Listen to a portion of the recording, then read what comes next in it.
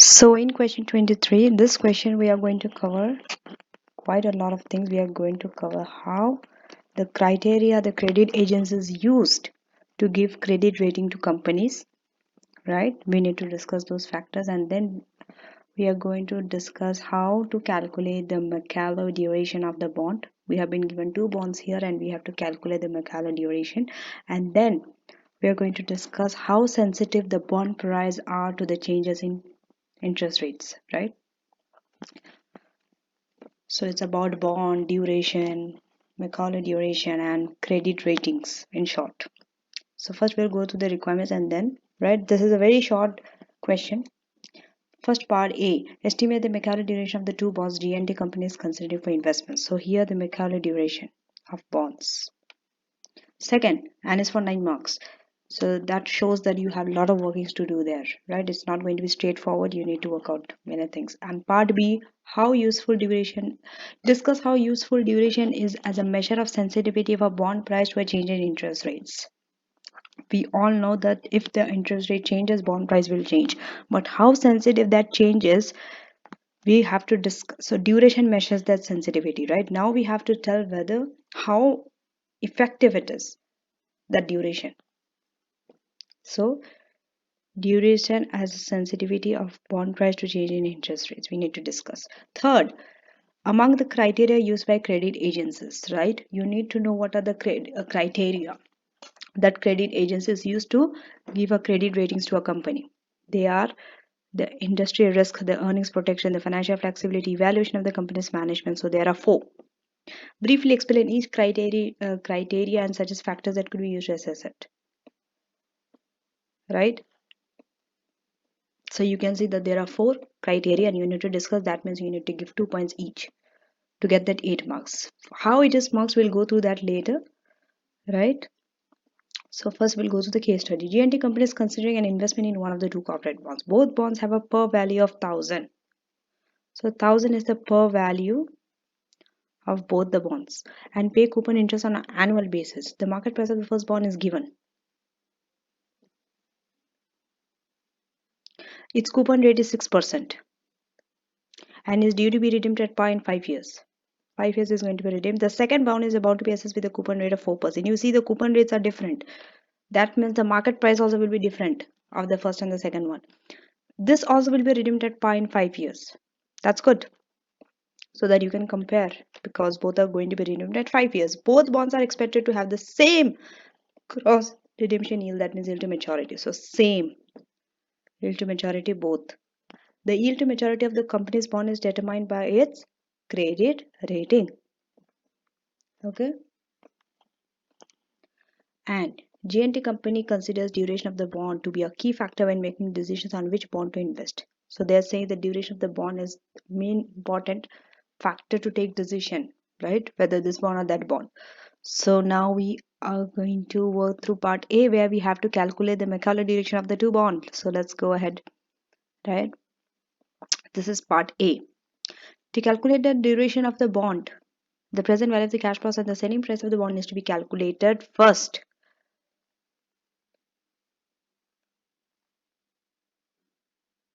Right?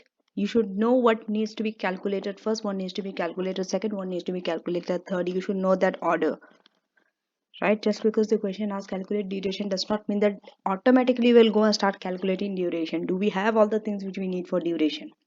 No, we don't know the discounting factor, because we need to find the present value. Do we know the discounting factor? No, we don't know. Gross redemption yield, they just told us that both bond 1 and 2 have the same gross redemption yield. Are we given the gross redemption yield or not? We are not given gross redemption yield in this case study. So first we have to find that gross redemption yield. To find that gross redemption yield, what should we do? We should use IRR. Remember, gross redemption yield, we have to use IRR. So this requires an IRR. Gross redemption yield, right? To obtain the present value of the cash flows, they need to be discounted by the gross redemption yield. Without gross redemption yield, you cannot find the present values of the cash flows of the bond. You need that. To find gross redemption yield, you need IRR.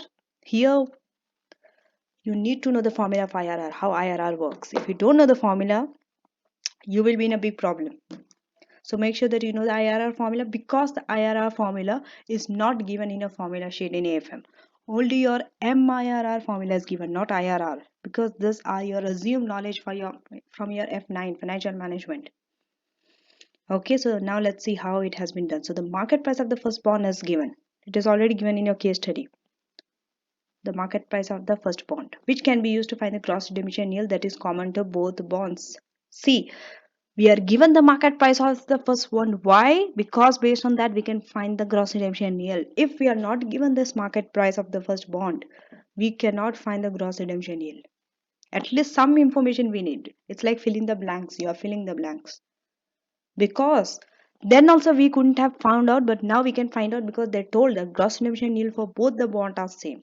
So using the from one, first we can find the gross redemption yield of bond one. It will be the same for two also. Yeah, based on that market price of bond one. Right, so this is how they have started period 1 to 4. Okay, it has been, because it's going to be redeemed at 5 years. So first 4 years you'll be paying interest. That is your coupon rate. Your coupon rate for the first bond, how much? 6%. That's why this is 60. Because 1000 into 60. Sorry, 6%. I'm sorry, 6%. 6% was your coupon rate for the first bond. So 60, 60, 60, 60. First 4 years you'll be paying 60. Next, when you come to the 5th year, you will pay the interest also. You will pay the 1000 also. So the 1060, as you can see here. This, now you are first discounting it at 5%. How you are getting this 5% is because we know with the 6% what is your market price. Coupon rate is 6% first bond. Okay, with this you are getting market price, you are given as 1079.68. What is this? What is this?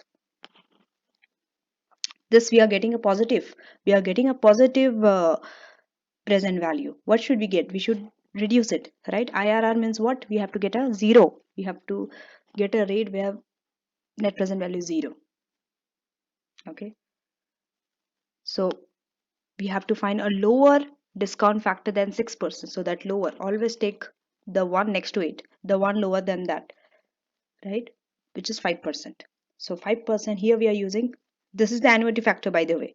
Okay, AF you're taking, because first 4 years it's annually you are paying interest. So when you go to the annuity table, look for 4 years. Okay, n will be 4 number of years, and the discount factor, the factor, it will be 5%. The rate will be 5% discount rate. 5% and 4, and you will get this annuity factor. You should know how to read the annuity factor also, which annuity factor to take. But here when you go to the 5th year, you are not taking annuity factor, you are just taking the discount rate of the 5th year. That's it. And you are getting the present value which is lower than 1079.68, but still it's a positive, right? Still it's a positive. Now we are going to use the next discount factor, which is 4%. Okay, here also you have to use annuity factor, and this the 4th years, and you are getting an amount, right? You are getting a present value, right? So now we have for 5% also, we took a lower than that because here still we are getting positive, right?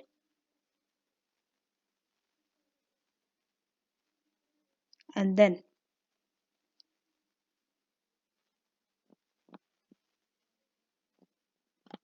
right,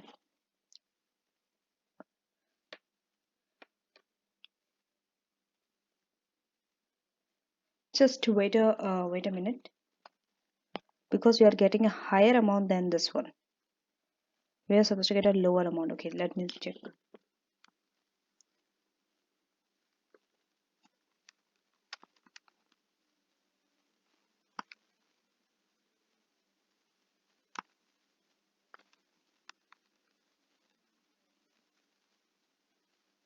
Yes,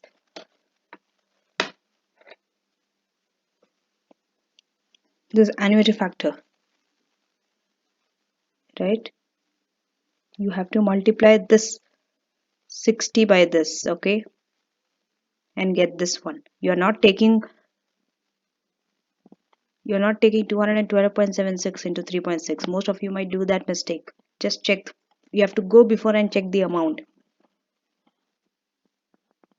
right? So now you have the two present values at two rates. Now what do you have to do? Now you can find the gross redemption yield. 4%. Why? Because the lower of 5 and 4. Always the lower has to be here. 4% plus. We all know this is the interpolation method of IRR, right? So under 4% you have to take the higher present value first. So higher minus the lower one. This is 1079 is this one, which is coming from the 6%. Okay? You're comparing this 4% with that 6%. And then divide by 1089 minus this. Then you're taking 5 and 4. Right? So here this will be same. But here you are taking with 6%, you are comparing, here you are taking with 4%. Okay? And then you are getting 4.21. Make sure that you know how to calculate gross redemption yield. I have made videos on this also. You can go and check how it is calculated. So you are getting 4.21. They have rounded up to 4.2%. Now, based on that gross redemption yield, here we are taking it, and now we can discount it. Discount factor is 4.2, and we are getting the present value. Here, if you see that you are getting 1079.71, and here if you see that it is given as 1079.68, so the difference is due to the rounding factor. They have told. Okay, so you don't have to worry about it because you are supposed to get the same amount, right? Now, what do you have to do? You must be wondering why you are doing, you must be wondering why you are doing this calculation again, because you know the present value. That is because you need to know the present value. This one, this one, this one. You need to know the present value of each year. You already know the total present value, right? And you couldn't find all this present value before because you didn't know this factor. Now you know, now you can find the present value, right? Because you have to find the duration. So how will you find the duration if you don't know the present value in each year? So now you know the present value in each year, 1, 2, 3, 4, and multiply by the number of year. You are getting this. You take the total of it, right? Divide this by this. That will be your duration, 4.49 year. For bond 2 also it's same, but here it is 40 because 4% is the coupon rate for bond 2. Here also discounting factor is 4.2%, and you are getting this present value, right? Market price also same. Multiply the present value by the number of year. You are getting, so this divide by this, you are getting 4.63 years, which is more than the bond 1 if you see. Why you are using this duration method is to compare. Otherwise, it's hard to compare the two bond. How will you compare? One is having 6% coupon, the other one is having 4% coupon. How will you compare the two bond? That's why you are calculating this duration. Right now, let's go to part B. Part B, they are saying how sensitive the price of the bond to the interest rate. How effective the duration is in this, because duration measures it. So now we'll read what it is given, and why I'm reading is because you can copy paste this answer. Copy paste means if they ask a question like this, I've seen this question has been repeated many times about the duration, how sensitive duration, right? How sensitive the bond prices to the change in interest rates, and how duration can be helpful in this.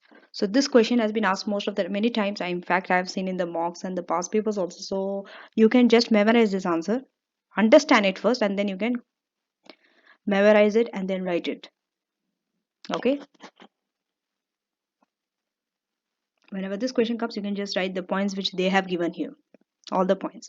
So that's why I'm going through this, okay, so that I can explain you. Part B, sensitivity for particular bond for change in interest rates will depend on its redemption date. Okay, you see both the redemptions have 5 years. Bonds that have a later maturity date are more price sensitive to interest rate changes. This line you need to write. Why bonds that have a later maturity date are more price sensitive to interest rate changes? Because interest rate changes, say any change, okay, does not happen in overnight. Changes takes time. Interest rate also, when it changes, it will not change suddenly up and one night. It will not go suddenly down. It needs time. So longer the time, longer that bond's maturity date, that interest rate can change. So that interest rate changes, bond price also can change.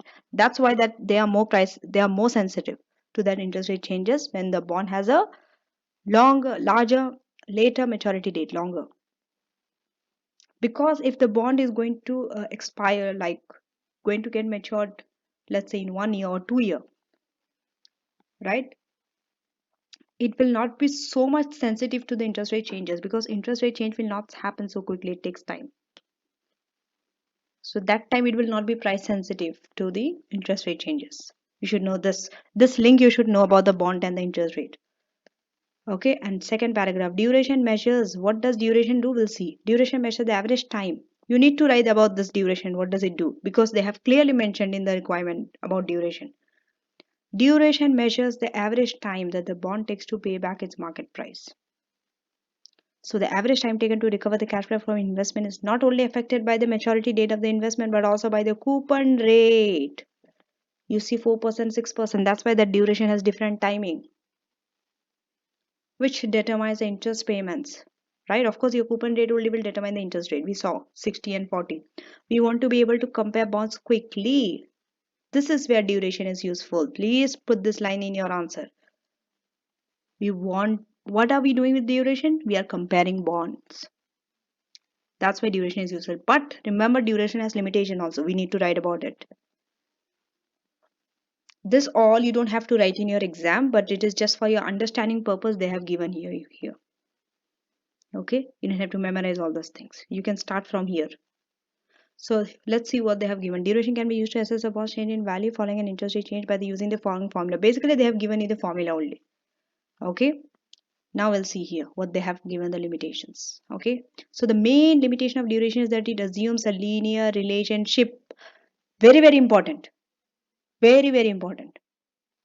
You cannot ignore this part. The down part is more important. The main limitation of duration is, even though we say that duration is helpful in comparing bond, there is one limitation. It assumes a linear relationship between interest rates and price of the bond. Linear relationship.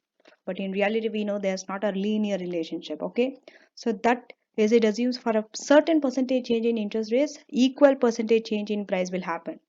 However, as interest rate changes, the bond price is unlikely to change in a linear fashion. Rather, it will have some convex relationship with interest rates. You need to mention this. Please mention about this. Whenever duration and bond price and interest rate, this type of question appears in exam. Write about this convex. In fact, you can even draw this diagram where you'll be given marks. In short, if you are not able to write sentences and all, you are short of time, you can draw this diagram. This itself will give you a few marks. Maybe not full marks because you are not explaining, but at least you will get some marks, right? When you're short of time. And even if you have more time, of course, you can even draw and explain also. But this diagram will be very helpful to you that time. Here you can see that this is what duration shows. It's a straight line is going downwards, but in reality it's convex. You can see it's like a curved, right? So from the diagram above, the more convex the relationship, the more inaccurate decision is for measuring interest rate sensitivity. Why? Because they assume bond price and interest rate changes equally. So it will be straight line. More convex means the more curve it is. Right? Let's say it is turning like this now, the shape. The more it's going away from the straight line and curving, closing, the more inaccurate the duration will be if you are taking decision based on that duration. Therefore, duration should be treated with caution in predictions of interest rates and price relationships for any interest rate changes that are not small. For interest rate changes that are not small. If the interest rate changes are small, it's fine. Duration will handle it. But if it's not small, you need to treat it with caution. Duration can only be applied to measure the approximate change in the bond price due to change in interest rates. If the interest rate change does not lead to a change in the shape of the yield curve, this is because it is an average measure based on yield to maturity. Right? And this is even given in your textbook also. Most of the time you will be seeing that this is only copy pasted in all the answers if you see this question. So it's better that you memorize it. And now the part C, they are saying that the 4 you need to discuss So they have talked about this for industry risk, earnings protection, financial flexibility, evaluation of company management. Based on this, they are going to give credit ratings to a company. How it is, you can just go through it. It's easy to understand. There's nothing for me to explain here. You can just read it on your own and understand it. If you can remember these points and memorize it, I will not say memorize it, right? Because it's hard to memorize so much and it's not good. I don't advise my students to memorize. But some areas where you know certain points to talk about, like this points, it is directly given to you where you can exactly use these points in your answer. It's better that you try to memorize it, right? So industry risk, earnings protection, whatever it is given under that, just go through it, read it 3 4 times and try to get it, so that it will be easy for you to write these points when it appears in your exam. It comes because that time you cannot think, right? From the textbook you will not be able to get these points, but from here you can get these points and memorize it. Okay, so I don't have to explain much on this. We'll see how the marking scheme has been divided. Now part A, if you see, we have to calculate the bond duration of the two bonds. So calculation of that gross redemption yield, remember we used 4.2%, we got using IRR itself is giving you 2 marks, so you need to calculate that. Second, for bond 1, 3 marks, for bond 2, 4 marks. 1 mark extra for bond 2 is because bond 1 we have the market price also. Bond 2 we need to calculate that as well. So that's why there's 1 more mark there. Part B, if you come, it was for 8 marks. So how this 8 marks is divided? Duration as a single measure of sensitivity of interest rates, right? Explanation of convexity, I told you this needs to be there. You are getting 2 to 3 marks for that. And finally, the change in the shape of the yield curve and other limitations. For that also, you are getting 2 to 3 marks. And finally, part C, 8 marks, so 2 marks for explanation and suggestion of factors. For each criteria, you are getting 2 marks. So just explain, that's it. So that's it for this video. Hope you like this video and do share this with your friends and don't forget to subscribe to my channel. Thank you and take care.